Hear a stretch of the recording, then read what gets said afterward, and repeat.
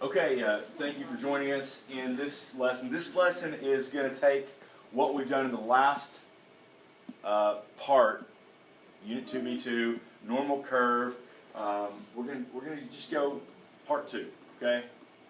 This is using the empirical rule for 1, 2, and 3 standard deviations for a normal distribution in order to determine percentages of data.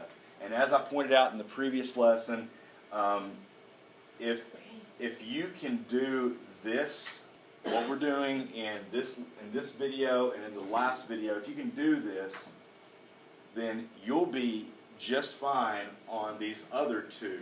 Like, those are easy. It's cake compared to this one right here. Okay, so let's get this empirical rule to determine percentages of data down pat. This is part 2. So in the previous lesson we worked an English class problem, and now let's see what's next. Let's look at this question here. The heights of adult American males are approximately normally distributed with mean 69.5 inches and a standard deviation 2.5 inches. What percent of American males are between 67 inches and 74.5 inches tall? So, when I read this question, what jumps out to me immediately is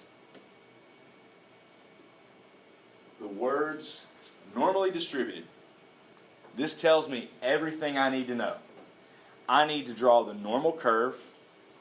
I need to go ahead and make my vertical bars there. I can go ahead and label percentages. Now, I would encourage you to try to do it from memory as best as you can right now.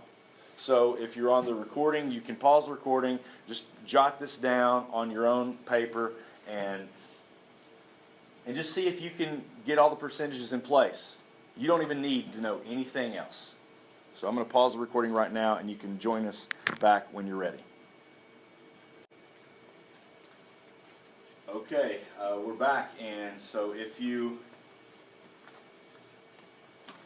want to draw the normal curve and label the percentages, you can do that without any other information. I don't need to know the mean. I don't need to know the standard deviation yet. Every single normal distribution follows this rule.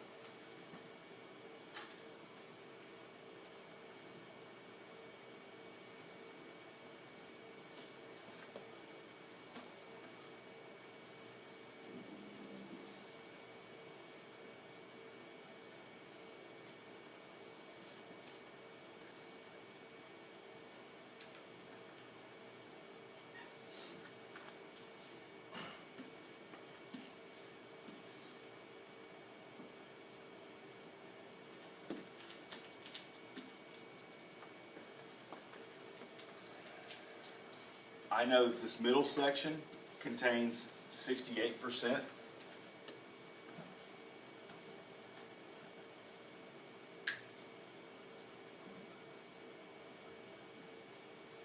I know that the next section contains 95%.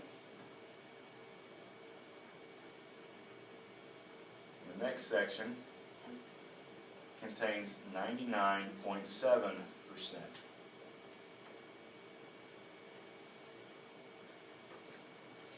I can do this for every single normal distribution.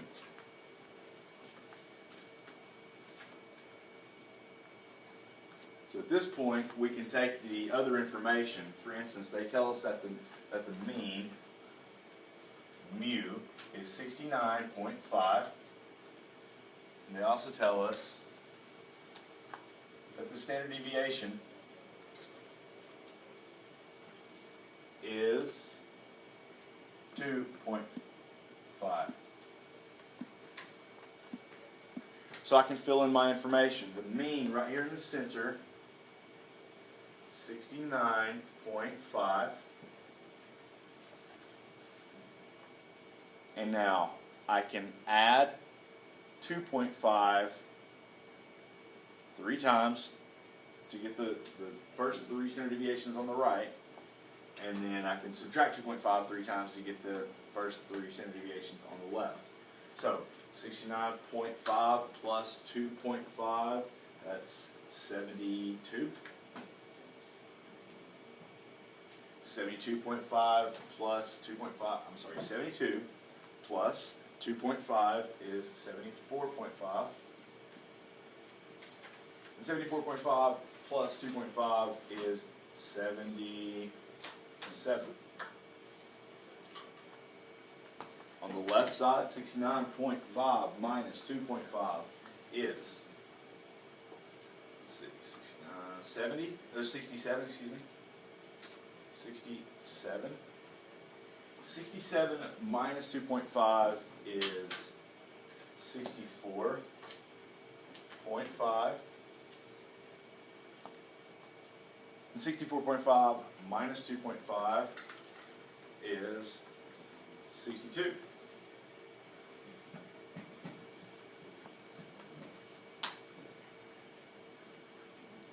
I've done it. Now I could actually write in each of the smaller percentages here, but that's not necessary. I mean, it's up to you whether you want to do that or not. You know, it's not a bad idea to memorize each of these individual columns. Basically, you got to remember what, 4, and then just double it on the other side.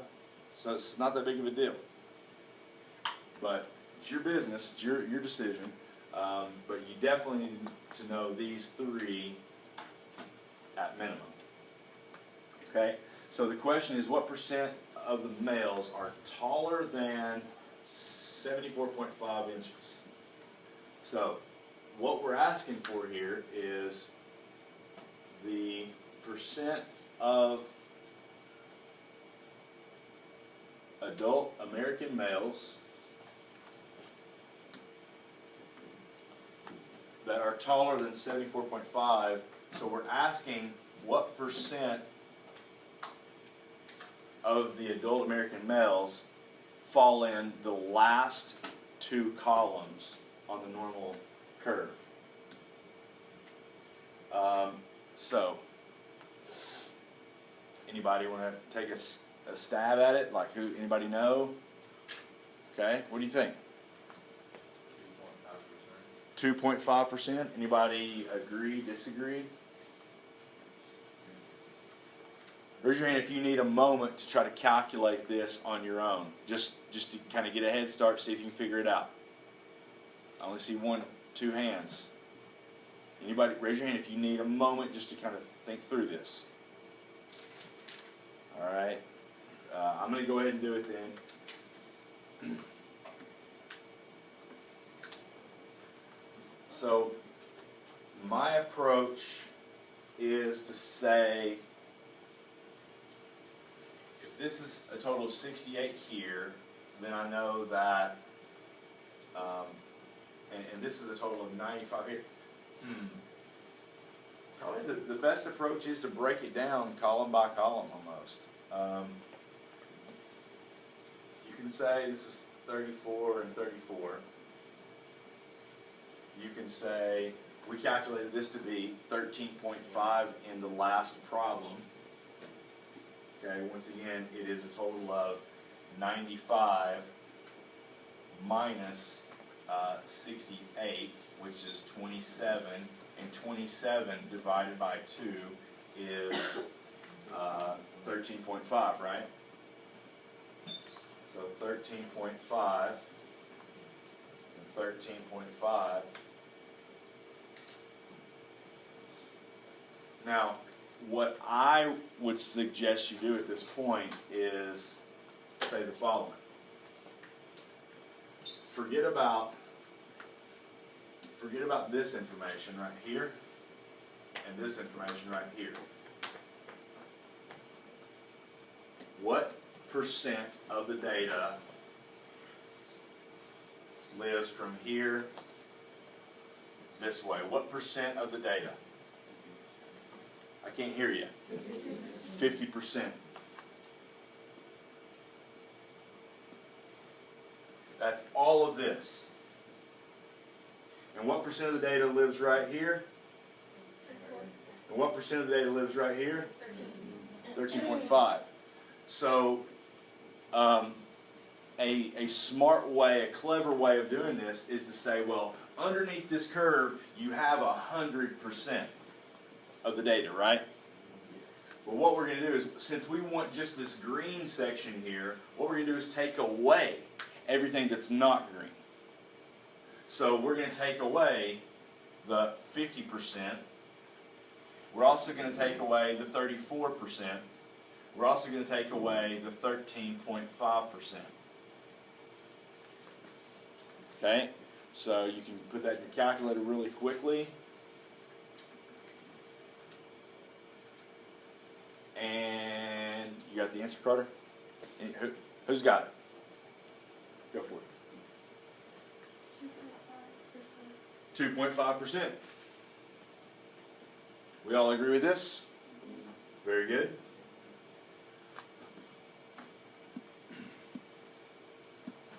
.5% are taller than 74.5 inches. Question? Yes, sir.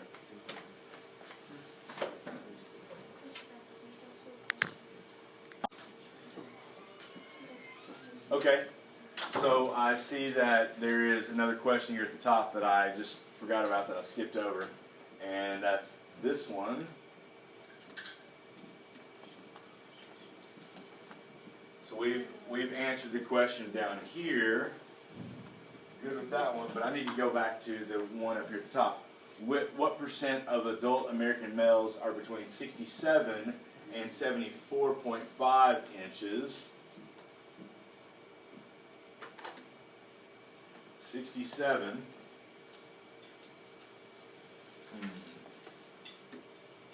Let me do this. 67 and 74.5.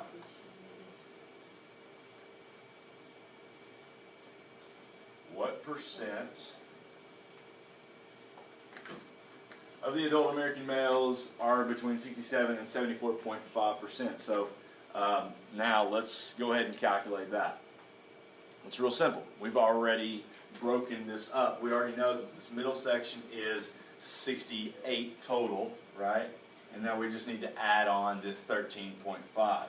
So 68 plus 13.5, and we come up with 80 what? 81.5.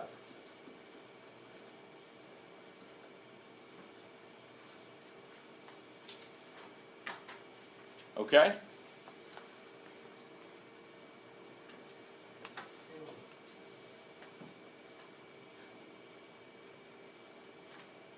Okay, I've got a handful of problems here that you can practice on your own, but let's take a moment and work out these problems here. I've got these numbers 23 through 28.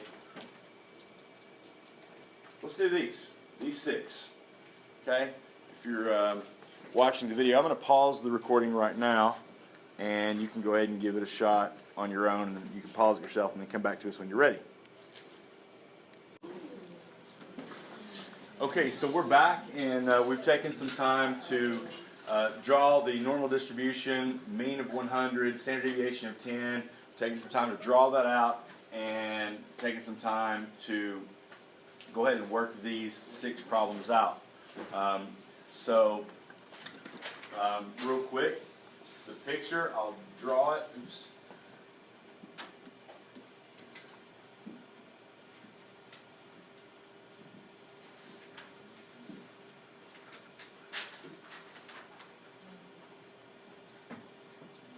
It's not my best picture, but I'll go with it.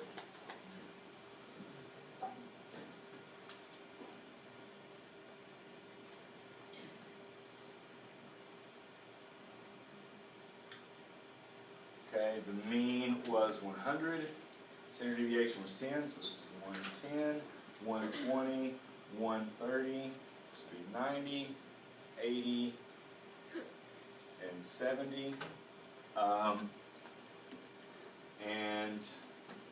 just going to go ahead and label these percentages here. I'll do it this way. This is 68%, 95%,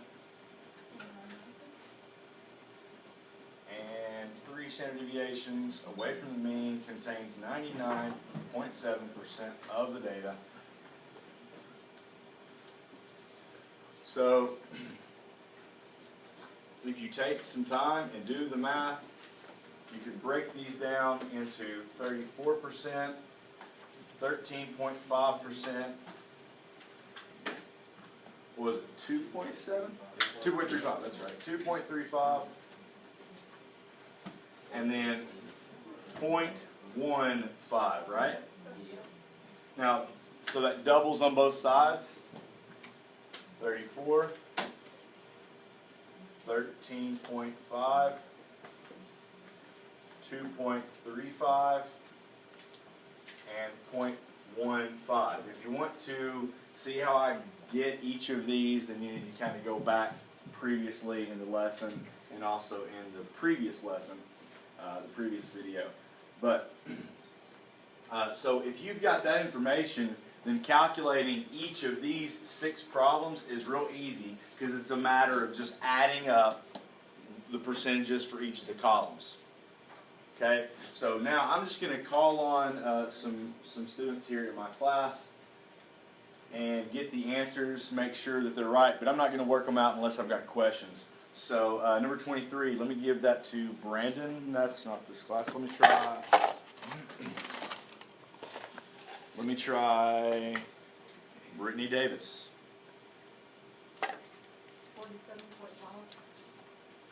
47.5. You said? 47.5. 47.5. Do we agree? Yes. Okay, 47.5. And then next, I'm going to give this to Megan. I got 99.7. Is that 24, 99.7? Yeah.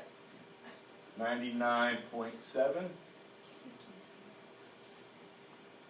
And 90 to 120. This is number 25. This goes to Sierra. 81.5. 81.5. Does everyone agree? Yeah? Okay. 81.5%. And if you haven't had time to do these, then you can just work through it yourself and just check it along with these answers. Make sure you get the right answer. At least 100%.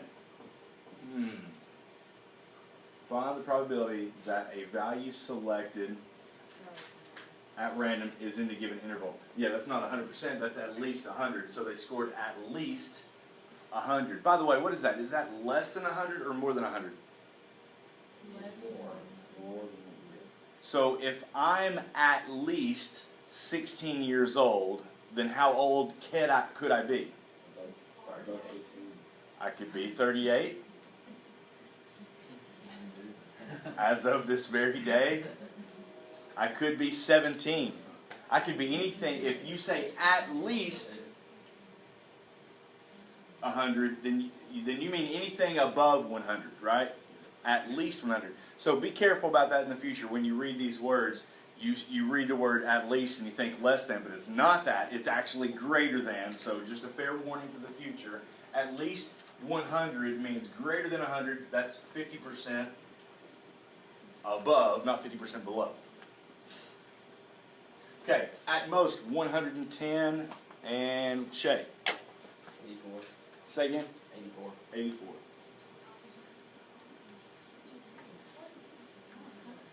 And at least 80. Rachel. 97.5%. 97.5%. Yeah? Okay. Now, let's go to this next problem here.